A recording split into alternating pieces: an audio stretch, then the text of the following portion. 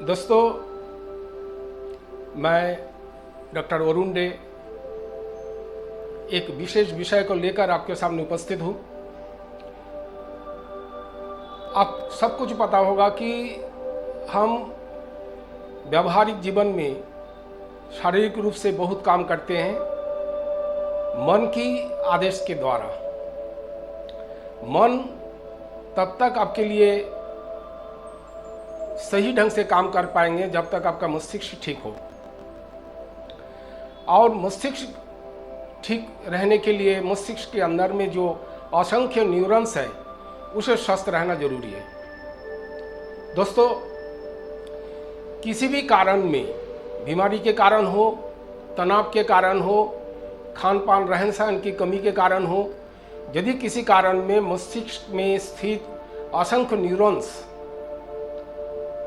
कमजोर हो जाए या अपना काम ठीक ढंग से ना करे, तो वो वहाँ पर स्थित जो बहुत ही शक्तिशाली ग्रंथियां हैं, जैसे पिट्यूटरी, थैलेमस, हाइपोथैलेमस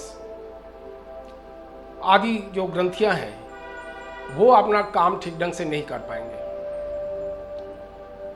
परिणाम क्या होगा कि उस ग्रंथि से जो नियंत्रित और भी ग्रंथियां हैं हमारे शरीर के विभिन्न जगह पर, वो ग्रंथियां भी ठीक ढंग से काम नहीं कर पाएंगे, जैसे थायराइड, सुप्रारेनल ग्लैंड आदि आदि। दोस्तों, मस्तिष्क में कमजोरी के कारण, अर्थात मस्तिष्क के न्यूरॉन्स के कमजोरी के कारण हमारे शरीर के शारीरिक जो एक्शन उसमें कमी आ जाती है। परिणाम क्या होगा कि शरीर के जो मांसपेशियां हैं, जो लगभग 360 है, वो मांसपेशियां ठीक ढंग से काम नहीं कर पाते हैं, जिससे कभी हाथ पांव में ऐंठन, कभी आपके शरीर के किसी भी अंग में ऐंठन या जकड़न आदि आना शुरू हो जाते हैं। जकड़न का मतलब है कि वो स्क्वीज हो जाना, अर्थात कंट्रैक्ट हो जाना।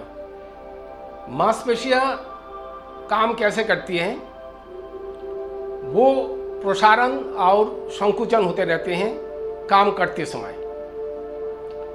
किसी चीज को पकड़ते समय मांसपेशियों में कंट्रैक्ट अर्थात संकुचन आती है, और जब विश्राम लेते हैं तो मांसपेशियां शिथिल हो जाती है। एक स्वाभाविक क्रिया है। लेकिन कुछ ऐसा क्रिया है जो कि मस्तिष्क से सीधा नियंत्रित होती है, जो आपके नियम के स्वेच्छा नहीं है, वॉलंटरी नहीं है, इनवॉलंटरी। दो प्रकार के मांसपेशियां होती हैं, वॉलंटरी और इनवॉलंटरी।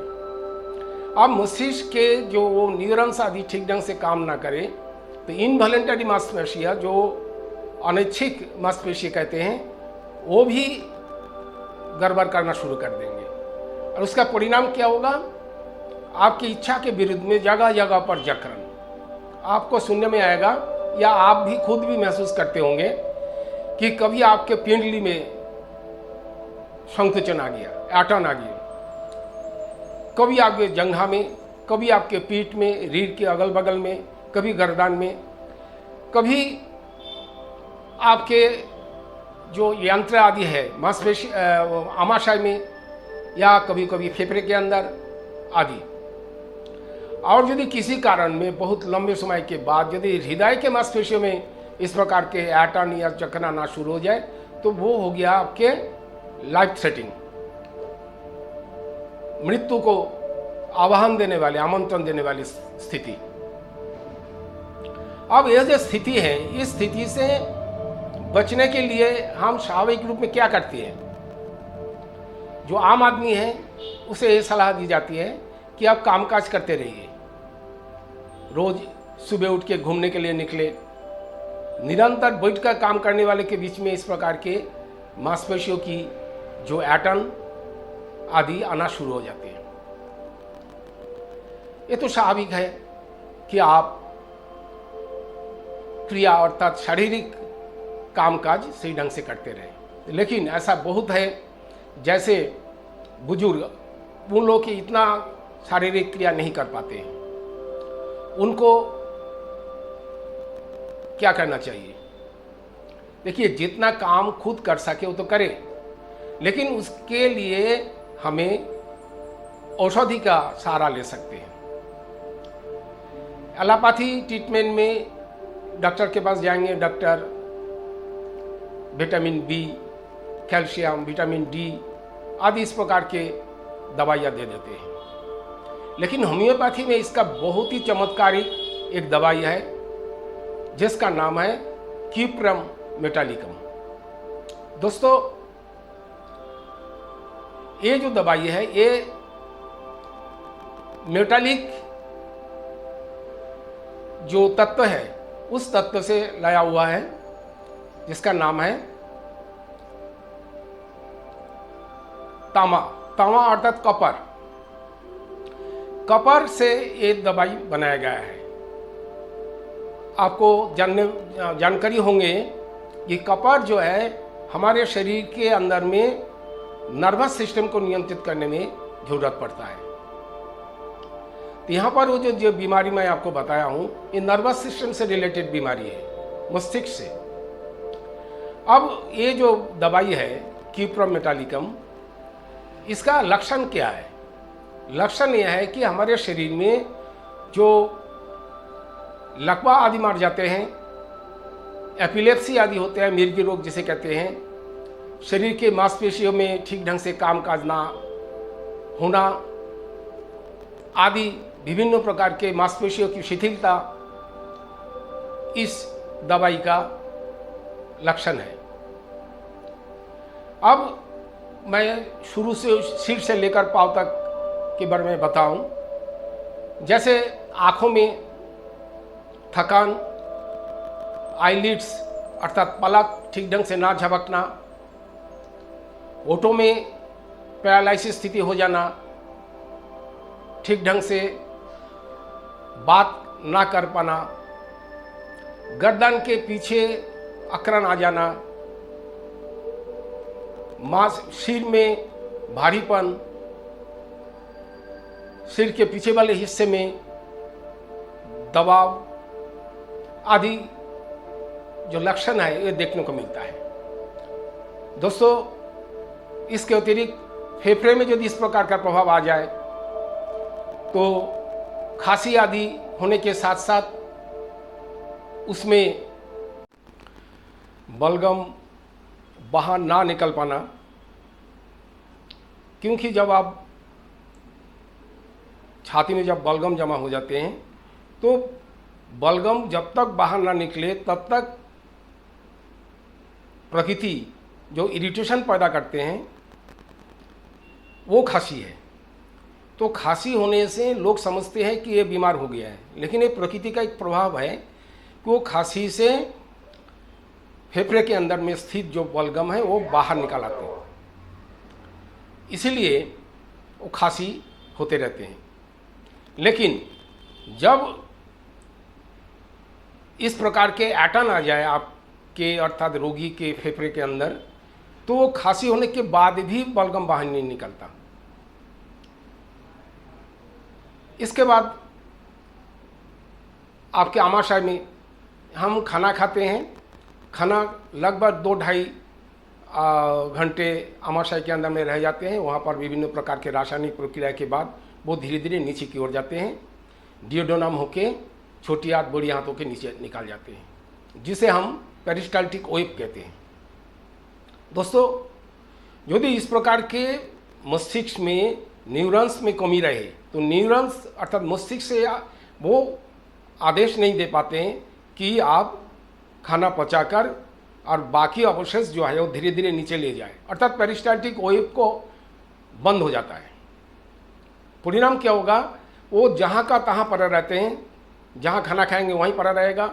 यदि थोड़ा बहुत नीचे आ जाए तो वहाँ पड़े रहेंगे, वहाँ से आप नीचे आ जाए तो वहाँ पड़े रहेंगे, अर्थात शरीर के जो एक्सक्रिएशन जो पद्धति है उसमें बाधा प्राप्त होगी। तो इसलिए मामूली नहीं है कि इस प्रकार के ऐंठन आने का जो प्रक्रिया शरीर में, ऐंठन आने की जो ये बीमारी, ये धीरे धीरे विभिन्न प्रकार की बीमारियों का जननी है।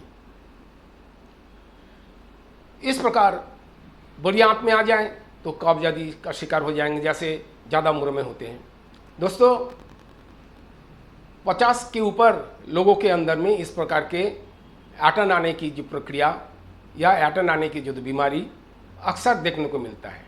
उन लोगों के लिए या जो चाहे होम्योपैथी का सहारा लेते हुए इस बीमारी को बहुत आसानी से बीमारी से मुक्त हो सकते हैं। दोस्तों, क्यूप्रम मेटालिकम जो तांबे से लिया हुआ है,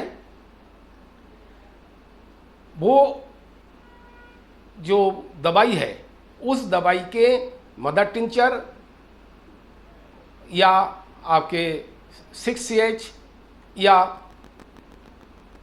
30CH के बीच में इस्तेमाल होता है। लेकिन मैं कहूँगा कि 30CH का जो पोटेंसी है वो सबसे ज़्यादा सेफ है। उसको आप इस्तेमाल करते हुए इस प्रकार की बीमारी से आप मुक्त हो सकते हैं। ये है क्यूप्रम मेटालिकम, सोआबे कंपनी के हैं। इसको इस्तेमाल करने के लिए 30 पोटेंसी है। इसको जब भी इस्तेमाल करेंगे आप हाथ पर 8-10 बार मार लीजिए, फिर इसको खोलकर इसके 4 बूंद सुबह सीधा जिभ पर टपका दीजिए। उसके बाद आधे घंटे तक कोई खाना मत खाए। आगे दोपहर में जब आप खाना खाने के लिए जाएंगे उसके आधे घंटे पहले एक बार ले लीजिए, और रात को सोते समय खाना खाने से पहले 4 बूंद ले लीजिए। अर्थात सुबह दोपहर शाम ले लीजिए। यदि दोपहर में लेने के जो कामकाज करने के लिए वो ऑफिस में निकलते हैं या और भी काम में व्यस्त रहते हैं, उनको दोपहर में ना भी ले पाए तो सुबह खाली पेट में 4 बूंद और रात को सोते से पहले या खाना खाने से आधे घंटे पहले 4 बूंद ऐसा जिभ पर सीधा टपका दीजिए। जो सीधा जिभ पर नहीं टपका पाते वो इसी प्रकार पानी में थोड़ा सा पानी ले लीजिए और उसी में 4 बूंद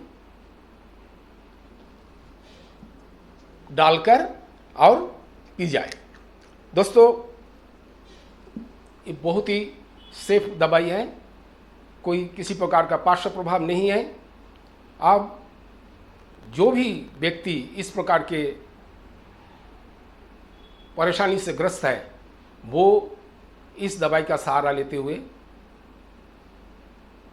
बीमारी से मुक्त हो सकते हैं। नमस्कार।